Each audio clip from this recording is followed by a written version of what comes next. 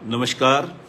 आपका बहुत बहुत स्वागत है महिलाओं की सबसे ज़्यादा प्रतिष्ठित पत्रिका गृहलक्ष्मी के फेसबुक लाइव सेशन में मेरे साथ जुड़ने के लिए। आज का सेशन बड़ा इंटरेस्टिंग है और एंटरटेनिंग होने के साथ साथ बहुत इंफॉर्मेटिव भी है। अगर जीवन में खुशियों की इच्छा हो तो आज का सेशन आप ही के लिए है। अब आप सारी दुनिया को भूलकर इस सेशन पर फोकस कीजिए, क्योंकि ये एक ऐसा सेशन है जो आपका या किसी का भी जीवन बदल सकता है। सच्चे दिल से मेरी ये कामना है और दुआ है कि आपको सुख, समृद्धि, शांति, सेहत और खुशी का वरदान मिले। आप लंबा जीवन जिए, सेहतमंद जीवन जिए और खुशहाल जीवन जिए। मैं दुआ करता हूं कि जीवन के 9 वरदान name, fame, health, wealth, power, prosperity, education, commitment और हैप्पीनेस आपको मिले। जीवन में खुशियों की नई लहर आए, इसी प्रार्थना के साथ हम आज की बात शुरू करें। पर उससे पहले मैं आपको ये कहना चाहता हूं कि अक्सर हम अपने विचारों से अपने जीवन में विष घोल लेते हैं, दिमाग बंद कर लेते हैं और खुद को अपाहिज बना लेते हैं। रिजल्ट ये होता है कि हम चिंताग्रस्त हों, परेशान हों, हमें किसी गलती पर पछतावा हो रहा हो, कोई दुख हो, उदासी हो, अकेलापन हो, तो हमारे जीवन की परेशानियां बढ़ जाती हैं। आज हम इन्हीं परेशानियों के हल की बात करेंगे और हम ये भी समझने की कोशिश करेंगे कि आखिर स्पिरिचुअल हीलिंग सिस्टम है क्या और इसकी प्रोसेस क्या है। तो आइए आगे बढ़ते हैं। आपको याद है ना, वो एक फिल्म आई थी शोले, धर्मेंद्र, अमिताभ बच्चन, संजीव कुमार, हेमा मालिनी, जया भादुड़ी और अमजद खान। एक से एक बढ़कर स्टार, एक से एक बढ़िया सीन, एक से एक बढ़िया डायलॉग, कसी हुई स्क्रिप्ट, बढ़िया डायरेक्शन। 1975 की इस सुपर डुपर हिट फिल्म के कई डायलॉग बड़े मशहूर हुए थे। उनमें से एक था बसंती तेरा नाम क्या है, एक था भाग धन्नो भाग और एक था अरे ओ सांबा। पर जिस मशहूर डायलॉग की मैं बात करना चाह रहा हूं वो डायलॉग था जो डर गया सो मर गया। डाकू गब्बर सिंह का रोल निभा रहे स्वर्गीय अभिनेता अमजद खान ने अपनी गहरी सधी आवाज में ये डायलॉग बोला तो सारा हाल तालियों की गड़गड़ाहट से गूंज उठा था। वो मंजर मैं कभी नहीं भूला। फिल्म में तो ये बात 1975 में कही गई, पर हमारे धर्मशास्त्रों में इसका उल्लेख बहुत पहले से है, हजारों साल पहले से। यही नहीं, साइंस भी ये समझती है और मानती है कि इमोशंस का असर, भावनाओं का असर हमारी सेहत पर पड़ता ही है। हम खुश मिजाज हों, आदतन खुश रहते हों, समस्याओं, चुनौतियों, निराशा, हताशा, डर, आत्मग्लानि यानी गिल्ट की भावना, अकेलेपन का दुख, बोरियत वगैरह से परेशान हुए बिना अगर हम अपना काम करते रहते हों तो पॉसिबिलिटी यही है कि हमारी सेहत भी अच्छी रहेगी, हमारा इम्यून सिस्टम यानी बीमारियों से लड़ने का कुदरती सुरक्षा तंत्र भी मजबूत रहेगा और हम जीवन का ज्यादा आनंद ले सकेंगे, बल्कि पूरा आनंद ले सकेंगे। इसके विपरीत यदि हमें कोई बुरी खबर मिले और हम घबरा जाएं, दुखी हो जाएं, निराश हो जाएं, हताश हो जाएं, बहुत ज्यादा गुस्से में आ जाएं, तो इस बात का बहुत डर होता है कि हमें दिल का दौरा पड़ जाए या कोई और बीमारी घेर ले। खुशी हो, खुश मिजाजी हो तो हमारे विचार भी खुशी वाले होंगे और अकॉर्डिंगली हमारे एक्शंस भी वैसी ही होंगे। लेकिन अगर हमारे मन में उदासी हो या अकेलेपन का बोझ हो, अकेलेपन की परेशानी हो, अकेलेपन का दुख हो, तो जैसे हमारे विचार होंगे वैसे ही हमारे काम भी होंगे। खुशी और खुश मिजाजी होगी तो हम सेल्फ कॉन्फिडेंस वाले होंगे, प्रोडक्टिव होंगे, और उदासी हो, अकेलेपन का दुख हो तो हमारी सेल्फ एस्टीम लो होगी, सेल्फ कॉन्फिडेंस कम होगा, प्रोडक्टिविटी की वॉट लग जाएगी। ये बहुत सिंपल सी बात है। आज हम इसी की बात करेंगे, इसी का खुलासा करेंगे और समझेंगे कि इन सब का हमारे जीवन पर क्या असर पड़ता है, कैसे असर पड़ता है और जीवन में खुशियां लाने के लिए हमें क्या करना चाहिए। यानी इन भावनाओं को, इन इमोशंस को कंट्रोल कैसे करें, अपने हिसाब से मोल्ड कैसे करें, उन्हें पॉजिटिव कैसे बनाएं ताकि हमारी इमोशंस हमारे लिए दवा खाना बन जाएं, हेल्थ का रीजन बन जाएं और ऐसा ना हो कि हमारी अपनी इमोशंस के कारण ही हम निराश होकर अपाहिजों जैसा जीवन जीने लगे। तो एक बार फिर आपका बहुत बहुत स्वागत है हमारे इस फेसबुक लाइव सेशन में। इस प्रोग्राम में हर हफ्ते रविवार को शाम 5 बजे हम एक नया टॉपिक लेकर हाजिर होते हैं। हमारा आज का टॉपिक है डरना मना है। मैं हूं पीके खुराना। मैंने एक ऐसे प्रोजेक्ट में शिरकत की है जिसे Guinness book of world records में शामिल किया गया है। यानी मैं एक गिनेस वर्ल्ड रिकॉर्ड होल्डर हूं और प्रोफेशन से मैं एक हैप्पीनेस गुरु और स्पिरिचुअल हीलर हूं। यानी मैं इस बात की काउंसलिंग करता हूं कि हम जीवन में सफल कैसे हों और सफलता के साथ साथ सच्ची खुशी कैसे हासिल करें। मैं गुस्से का, निराशा का, हताशा का, अकेलेपन के दुख का, किसी से बिछुड़ जाने के दुख का, काम टालते रहने की आदत का, फोकस न होने का इलाज करता हूं। आध्यात्मिक विधि से इलाज करता हूं, स्पिरिचुअल सिस्टम से इलाज करता हूं ताकि जीवन सचमुच खुशहाल हो जाए। इसीलिए मैं कहता हूं कि मैं जो करता हूं वो इंश्योर करता है कि आपके जीवन में holistic success coupled with genuine happiness आए। और इस प्रोसेस में मैं दिल से, दिमाग से और आत्मा से कूड़ा चुन लेता हूं। I am the rag picker of the soul. इसके अलावा मैं आपको वो बताता हूं जो मेरे अपने जीवन में गुजरा है और उससे जो सीख मिली है, मैं बस वही शेयर करता हूं और इस उम्मीद में शेयर करता हूं कि मेरे जीवन से जो सीख मुझे इतने साल गंवा कर मिली है वो आपको तुरंत मिल जाए। यही नहीं, एक स्पिरिचुअल हीलर के रूप में मैं ये समझाने की कोशिश करता हूं कि हम अपनी सोच बदलकर अपना जीवन बदल सकते हैं। स्पिरिचुअल हीलिंग सिस्टम हमारे सबकॉन्शियस माइंड को जगाकर हमें इसकी शक्तियों का उपयोग करना सिखाता है जिससे हम आनंद का जीवन बिता सकें। ये संदेश आप तक पहुंचे, हर हफ्ते पहुंचे, इसके लिए हमें गृह लक्ष्मी की पूरी टीम का शुक्रगुजार होना चाहिए कि गृह लक्ष्मी ने हमें एक ऐसा कारगर प्लेटफॉर्म दिया है जहां हम और आप इकट्ठे होकर एक दूसरे से सीख सकते हैं। मैं जीवन के वो सबक सिखाता हूं जिससे आप सब जीवन में आगे बढ़ सकें, सफल हो सकें, जॉब में हो तो प्रमोशन पा सकें और बिजनेस में हो तो बिजनेस को और भी बढ़ा सकें। लेकिन मेरा काम यही खत्म नहीं होता। मैं जो कुछ सिखाता हूं उसका बेसिक प्रिंसिपल ये है कि आदमी सफल हो पर सफलता के चक्कर में घुन बनकर पिस ना जाए, सफलता के चक्कर में सेहत ना गंवा दे, सफलता के चक्कर में खुशियों से महरूम ना हो जाए और सफलता के कारण इतना अहंकारी या ईगोइस्टिक ना हो जाए कि उसके रिश्ते ही खराब हो जाएं और सफलता के कारण उसे इतना गुमान ना हो जाए कि वो कंट्रोल से बाहर होकर अनाप शनाप काम करने लग जाए, इमोरल काम करने लग जाए, अनलॉफुल काम करने लग जाए और जेल जाने की नौबत आ जाए। यही कारण है कि मैं कॉन्शियस माइंड के साथ साथ सब कॉन्शियस माइंड की ट्रेनिंग की बात भी करता हूं। इसीलिए मैं ये कहता हूं कि मैं दिल से, दिमाग से और आत्मा से कूड़ा चुन लेता हूं। I am the rag picker of the soul. आपको मालूम ही है कि आप सबके लाभ के लिए गृह लक्ष्मी की ओर से इस प्रोग्राम को रिकॉर्ड भी किया जा रहा है ताकि आप जब चाहें इसे दोबारा भी देख सकें, या फिर आप हमारे YouTube चैनल हैप्पीनेस गुरु पीके खुराना पर भी इसे देख सकती हैं।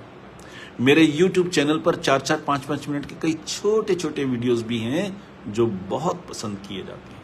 आपको अच्छा लगे तो मेरा चैनल सब्सक्राइब कर लीजिए। YouTube पर जाइए और सर्च बॉक्स में हैप्पीनेस गुरु पीके खुराना टाइप कीजिए तो मेरा चैनल सामने आ जाएगा। सात्विक और यूजफुल इंफॉर्मेशन वाले इस चैनल को सब्सक्राइब करना एक पुण्य का काम है, क्योंकि सब्सक्राइबर बढ़ें तो चैनल की रीच बढ़ेगी, ये संदेश ज्यादा लोगों तक पहुंचेगा, ज्यादा लोगों को लाभ मिलेगा और उसका पुण्य आपको भी मिलेगा। खैर, आइए अब आज के टॉपिक यानी डरना मना है की बात करते हैं। किसी ने सच ही कहा है कि चेहरे पर सुकून तो बस दिखाने भर का है, वरना बेचैन तो हर शख्स जमाने भर का है। आज हमारे जीवन में जितनी परेशानियां हैं और जितनी परेशानियां और बढ़ रही हैं, उसके कारण ये कहना गलत नहीं है कि आज लगभग हर आदमी किसी न किसी मानसिक परेशानी से जूझ रहा है और अपने आप में बहुत परेशान है, जिसका असर पूरे समाज पर पड़ रहा है। बचपन हो या बुढ़ापा हो, हर जगह परेशानी का आलम है। बुढ़ापा जीवन का अंतिम पड़ाव है, आखिरी छोर है। हमारी सनातन संस्कृति और परिवार में छोटे बड़े की मर्यादा इतिहास बनती जा रही है, हिस्ट्री हो गई है। मल्टीनेशनल कंपनियों में हो या किसी दूसरे प्राइवेट कंपनी में, आपका जॉब आपको निचोड़ देता है। बिजनेस में और आम सोशल लाइफ में दिखावा इतना ज्यादा हो गया है कि आदमी दिखावे के चक्कर में असल में पिस रहा है। किसी के पास किसी दूसरे के लिए टाइम बचा ही नहीं। रिजल्ट ये है कि बच्चों को हॉस्टल भेजा जा रहा है और बूढ़ों को ओल्ड एज होम। घरों में बुजुर्ग लोग इग्नोर हो रहे हैं।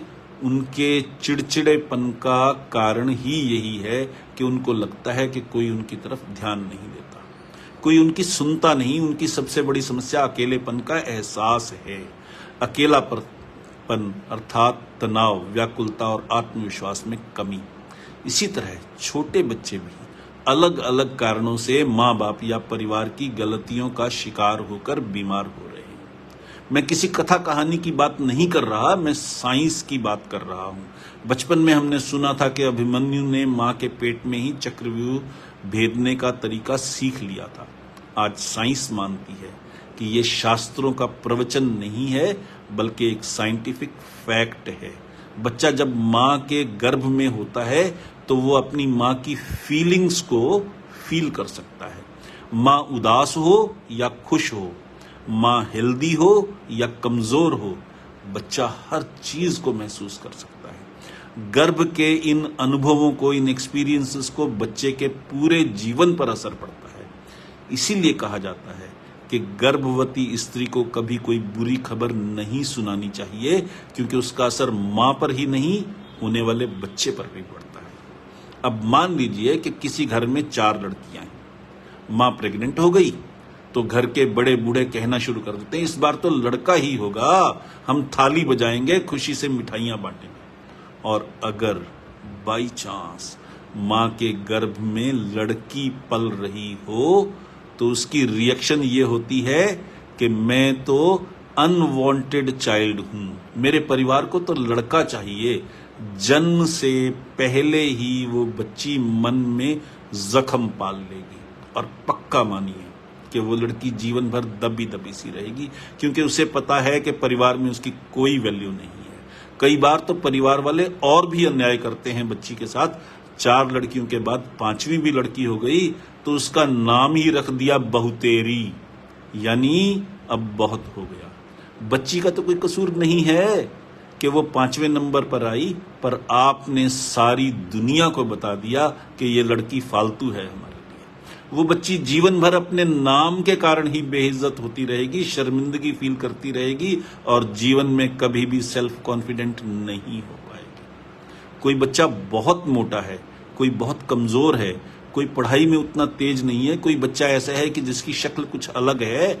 इनमें से किसी भी कारण से अगर बच्चे को ह्यूमिलिएशन सहनी पड़ती है तो उसके दिल पर जख्म पड़ जाता है और बच्चा हमेशा परेशान रहता है। किसी को कुछ कह नहीं सकता तो इमोशंस का ये जख्म किसी न किसी बीमारी के रूप में उसके शरीर में दिखाई देगा। किसी को डायबिटीज हो जाएगी, किसी को लीवर खराब हो जाएगा, किसी को पथरी हो जाएगी, किसी को हार्ट अटैक आ जाएगा। समझने की बात सिर्फ इतनी सी है कि हमारी इमोशंस हमारी सेहत की चाबी हैं। सीधी सी बात है कि हमारी भावनाएं नेगेटिव होंगी तो हम बीमार रहेंगे और इमोशंस पॉजिटिव होंगी तो हम सेहतमंद हो जाएंगे। एक बात कभी मत भूलिए कि अगर कोई व्यक्ति चिड़चिड़ा हो, गुस्से वाला हो, शिकायती स्वभाव का हो, उदास रहता हो, निराशा के स्वभाव वाला हो, हर बात में उसे कठिनाई ही नजर आती हो, तो वो शरीर से स्वस्थ दिखता हो तो भी उसका इम्यून सिस्टम कमजोर होता चला जाएगा और कोई बीमारी या वायरस उस पर जल्दी हमला बोलेगा। अब ये कोई सीक्रेट नहीं है कि हमारी सेहत पर हमारी इमोशंस का गहरा असर होता है। खुशी, उत्साह, आशा, निश्चय, विश्वास, स्नेह, उत्सव आदि जहां हमारे हेल्थ के लिए वरदान सिद्ध होते हैं, वहीं निराशा, गुस्सा, तनाव, डर, आत्मग्लानि, अवसाद, अकेलापन, बोरियत, ऐसी इस भावनाएं हमारी सेहत के लिए नुकसानदेह हैं, हार्मफुल हैं। न्यूट्रिशियस फूड हमें हेल्दी बनाता है, एक्सरसाइज हमें हेल्दी बनाती है, लेकिन जिस एक फैक्ट को हम इग्नोर कर देते हैं वो ये है कि हमारी फीलिंग्स भी, हमारी इमोशंस भी हमें हेल्दी या बीमार बना सकती हैं। इसमें कोई दो राय नहीं है कि अच्छी सेहत के लिए बहुत से और फैक्टर भी जिम्मेदार हैं। हमारा भोजन कैसा है, हमारा लाइफस्टाइल कैसा है, हम एक्सरसाइज करते हैं या नहीं, हमारी डेली रूटीन कैसी है, हमारे पेशे की जरूरतें क्या हैं, क्या हम सारा दिन खड़े रहते हैं या सारा दिन बैठे रहते हैं या सारा दिन कंप्यूटर पर आंखें गड़ाए रहते हैं या मोबाइल से चिपके रहते हैं। इन सब बातों का असर हमारी सेहत पर पड़ता ही है। बिल्कुल इसी तरह हमारी इमोशंस का असर भी हमारी सेहत पर होता है। ये समझना भी इंपॉर्टेंट है कि कोई भी बीमारी सिर्फ फिजिकल या सिर्फ मेंटल नहीं होती, बल्कि हर रोग का इफेक्ट मन और शरीर दोनों पर पड़ता है। रोग का प्रभाव मन और शरीर दोनों पर होने का मतलब ये है कि अगर हमारा खान पान सही ना हो, लाइफस्टाइल सही ना हो, डेली रूटीन अच्छी ना हो, तो जो बीमारी आएगी वो सिर्फ हमारी बॉडी तक ही लिमिटेड नहीं रहेगी, बल्कि हमारे मन को भी इफेक्ट करेगी। इसी तरह अगर हम निराश हों, उदास हों, गुस्से में हों, अपमान होता रहता हो हमारा, तो फिर हमारा सिर्फ मन ही दुखी नहीं होगा, बल्कि शरीर में भी कोई ना कोई बीमारी आने का डर बढ़ जाएगा। परेशानी ये है कि भावनाओं के साथ जो एक और बात जुड़ी हुई है, उसके बारे में साइंस कुछ नहीं कहती। किसी बच्चे को अगर उसके शारीरिक या मानसिक कमजोरी के कारण अगर उसके साथी छेड़ते रहें, उसे तंग करते रहें, मारते पीटते रहें और वो बदले में कुछ ना कर पाए, मन ही मन कुढ़ता रहे और दिल में उन बच्चों के लिए उसमें घृणा का भाव हो, गुस्से का भाव हो, बदले की भावना हो, तो वो कुछ ना कर पाए, तो बड़ा हो जाने पर भी उसके सबकॉन्शियस माइंड में वो इमोशन जख्म के जैसा काम करेगी और उसमें सेल्फ कॉन्फिडेंस नहीं होगा। वो अपनी बात सही ढंग से नहीं कह पाएगा, उसका फोकस कम होगा, प्रोडक्टिविटी कम होगी, या वो बहुत ज्यादा गुस्सैल किस्म का आदमी बन जाएगा, झगड़ालू स्वभाव वाला हो जाएगा, अकेला रहने लगेगा, नशे की दुनिया में जा सकता है या क्रिमिनल बन सकता है। ये आशंकाएं निराधार नहीं हैं। जेल काट रहे अपराधियों से पूछा जाए तो पता चलेगा कि बचपन बहुत कठिनाई भरा था, मारपीट और अपमान रोजमर्रा की बातें थी, माँ बाप का आपसी रिश्ता अच्छा नहीं था, या बच्चे को माँ बाप से बहुत डांट फटकार पड़ती थी। बचपन या किशोरावस्था में, टीनेज में, रिश्तेदारों, पड़ोसियों या दोस्तों द्वारा किया गया कोई सेक्सुअल एब्यूज भी बच्चे के फ्यूचर को बिगाड़ सकता है। ऐसे बहुत से कारण या कोई एक कारण अगर सबकॉन्शियस माइंड में गहरा बैठ जाए तो बाद में वो अक्सर किसी बीमारी या अनचाही आदत के रूप में सामने आता है। मेडिकल साइंस इसीलिए कहती है कि डरना मना है। हमारा शरीर एक सुपर कंप्यूटर है, तो हमारा सबकॉन्शियस माइंड उसकी हार्ड डिस्क है, जिसमें जीवन की सभी घटनाओं का लेखा जोखा मौजूद है। सबकॉन्शियस माइंड में अगर हानिकारक भावनाएं दबी हों तो उनकी सफाई कर देने से ही कई मानसिक और शारीरिक रोग दूर हो जाते हैं। स्पिरिचुअल हीलिंग एक ऐसी अचीवमेंट है जो मेंटल डिसऑर्डर्स का इफेक्टिव इलाज कर सकती है। स्पिरिचुअल हीलिंग सिस्टम में काउंसलर या हीलर एक कदम आगे जाकर रोगी के सबकॉन्शियस माइंड को जागृत करके समस्या का समाधान करता है। ये सिस्टम बहुत असरकारक है, इसका परिणाम बहुत जल्दी मिलता है और इलाज भी पक्का होता है। सबकॉन्शियस माइंड में हानिकारक भावनाओं की सफाई के कारण बहुत बार कई शारीरिक बीमारियां भी खुद ब खुद ठीक हो जाती हैं या ठीक होने लग जाती हैं। हमारी कंपनी कॉस्मिक हैप्पीनेस सेंटर में बहुत से डॉक्टरों और ज्योतिषाचार्यों ने भी स्पिरिचुअल हीलिंग के माध्यम से अपनी बीमारियों और परेशानियों का हल पाया है। मैं फिर रिपीट करता हूँ, हमारे यहाँ आने वाले लोगों में कई डॉक्टर भी हैं जिन्होंने इलाज करवाया, कई एस्ट्रोलॉजर्स भी हैं जिन्होंने इलाज करवाया। स्पिरिचुअल हीलिंग से इलाज ऑनलाइन भी पॉसिबल है और इसमें किसी दवाई की जरूरत नहीं होती। हमारे पास पेशेंट आए या ऑनलाइन काम करे, हमें किसी की उंगली भी छूने की जरूरत नहीं होती। इसीलिए किसी साइड इफेक्ट या रिस्क का डर नहीं है। ये बताना जरूरी है कि स्पिरिचुअल हीलिंग दवाई का सब्स्टिट्यूट नहीं है, मेडिकल केयर का सब्स्टिट्यूट नहीं है, डॉक्टर का बदल नहीं है। इसलिए ऐसी कोई उम्मीद नहीं पाल लेनी चाहिए कि सिर्फ स्पिरिचुअल हीलिंग से ही शरीर की हर बीमारी का इलाज हो जाएगा। स्पिरिचुअल हीलिंग के कारण अगर किसी फिजिकल डिजीज का इलाज हो जाता है तो वो इस कारण है कि उस मरीज में उस बीमारी का कोई इमोशनल रीजन था। लेकिन बीमारी सिर्फ भावनात्मक कारण से ही हो, ऐसा हर बार होता नहीं है। इसलिए कोई स्पिरिचुअल हीलर आपको कभी एकदम से कोई दवाई छोड़ देने या अपने डॉक्टर को भूल जाने की सलाह नहीं देगा। हाँ, ये जरूर पॉसिबल है कि कुछ समय बाद आप या आपके डॉक्टर को लगे कि दवाई की जरूरत नहीं रह गई। स्पिरिचुअल हीलिंग में प्राणायाम, योग, एनएलपी और ध्यान की सात्विक विधियों का प्रयोग होता है। यही कारण है कि इसे स्पिरिचुअल हीलिंग या आध्यात्मिक उपचार का दर्जा दिया गया है। ये भारतवर्ष की प्राचीनतम विद्याओं में से एक है जिसे धीरे धीरे भुला दिया गया। अब समय आ गया है कि हम अपनी विरासत को पहचानें, उसका उपयोग करें, उसे आगे बढ़ाएं और जीवन को फिर से सुखमय बनाएं। रोगी के रोग को समझने के बाद स्पिरिचुअल हीलिंग में सबसे पहले योग निद्रा के प्रयोग से दिल, दिमाग और शरीर को शांत किया जाता है। मैं फिर दोहरा देता हूँ, सबसे पहले जब कोई रोगी आता है उससे बातचीत करके उसकी हिस्ट्री लेकर के ये समझने की कोशिश की जाती है कि परेशानी है क्या, डायग्नोसिस क्या हो और उसके लिए किस तरह से काम किया जाए। उसके बाद फिर योग निद्रा का प्रयोग किया जाता है रोगी पर। ये योगाभ्यास सिखाने वाले हर योगाचार्य को पता है, योग निद्रा से आपको शांति मिलती है, शरीर, दिल, दिमाग शांत हो जाता है। यही किया जाता है। तो सबसे पहले योग निद्रा के प्रयोग से दिल, दिमाग और शरीर को शांत किया जाता है।